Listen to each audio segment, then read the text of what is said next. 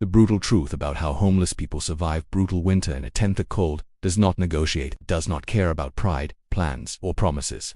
When the temperature drops below freezing, steel cracks, rivers lock solid, and the human body begins to burn itself alive just to stay warm. Yet every winter across cities and forgotten edges of town, men and women sleep inside thin tents with no heater at all, and wake up the next morning. That isn't luck, that's strategy. Tonight on Prepper's Survival Blueprint, we re-uncovering the hard-earned methods that allow people to survive brutal winter nights in nothing but fabric and grit. These lessons are not theory. They echo the same cold weather wisdom used by frontier trappers, Civil War soldiers, and Arctic explorers long before central heating existed. Let's get into it. The body is the furnace first truth. Heat does not come from a tent. It comes from you.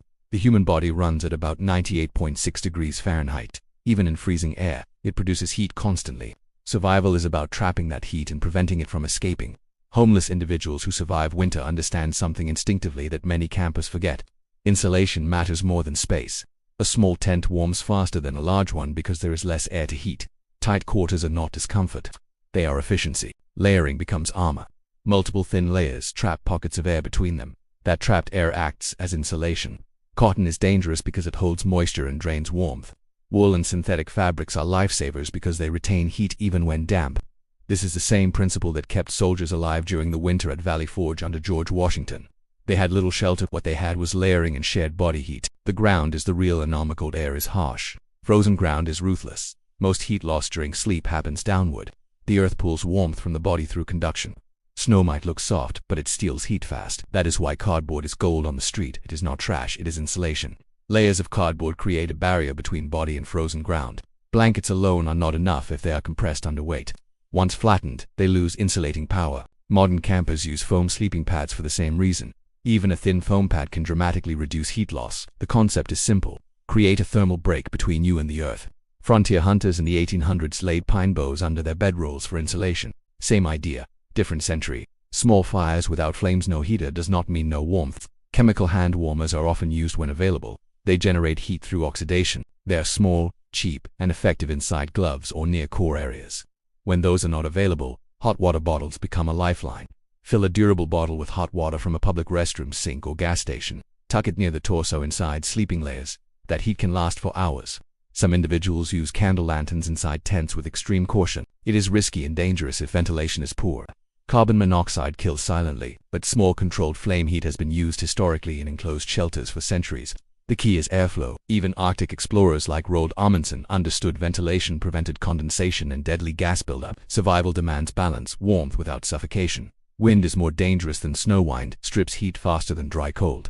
That is why tent placement matters more than most people realize. Behind buildings, against walls, near natural windbreaks, even a stack of crates can reduce exposure dramatically.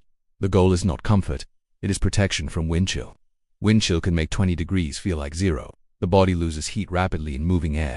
Blocking wind may increase perceived warmth by several degrees. That can mean survival. Homeless communities often cluster tents together, not for company alone, but for shared wind protection.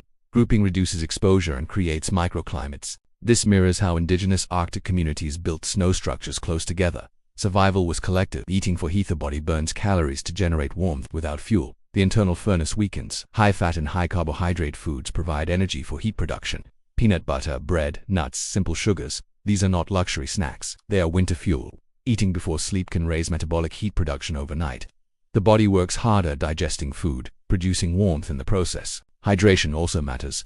Dehydration increases risk of hypothermia because blood volume drops, reducing circulation efficiency. Cold survival is not only about blankets, it is about metabolism. Moisture management is life or death. Sweat is dangerous in winter. If someone overdresses and begins to sweat, that moisture cools rapidly and increases heat loss. Smart survivors vent layers when active and seal them when resting. Wet socks are replaced if possible. If not, they are dried inside clothing near body heat. Condensation inside a tent is another silent threat. Breath releases moisture that can freeze on tent walls and drip back down. Ventilation reduces this buildup. Arctic expeditions learned this lesson brutally in the early 1900s. Frost inside shelters caused clothing to freeze solid by morning. Dry equals warm. Wet equals risk. Sleeping position and shared warmth. The fetal position conserves heat by protecting vital organs and reducing exposed surface area. When trusted companions share a tent, sleeping close conserves warmth. Shared body heat increases survival odds. This practice has existed across cultures for thousands of years, but safety is critical. Not every environment allows that trust. Survival decisions must factor risk as well as warmth. Mental discipline in the cold attacks the mind first. Shivering begins as a survival reflex, but once severe hypothermia sets in, confusion follows. Judgment fades. That is when danger spikes. People who survive harsh winter nights often speak of mental toughness, staying alert to symptoms, recognizing numbness, adjusting layers, eating before exhaustion hits. This mirrors survival accounts from mountaineers and polar explorers. Awareness prevents disaster. The hard truth about limits: let's be clear. Tents without heating are not ideal winter shelters. Extreme colds can overwhelm even the best preparation.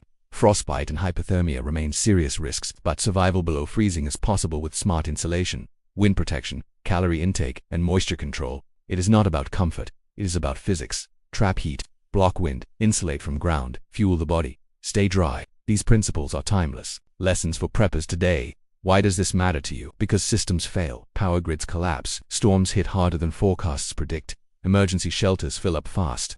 Understanding how vulnerable populations survive with minimal gear teaches us something powerful. You do not need expensive equipment to apply these principles. Foam pads, layered clothing, compact tents, and calorie-dense foods can turn a crisis into a manageable challenge. Preparation is not panic, it is respect for reality. The frontier did not have thermostats, it had strategy. And that strategy still works. The cold will always test the unprepared. But knowledge shifts the odds. If this episode opened your eyes, subscribe to Prepper's Survival Blueprint. Share this with someone who believes survival is only for experts. The truth is simpler. Survival belongs to those who understand the basics and act before the storm arrives. Stay sharp, stay ready, and we'll see you in the next chapter of resilience.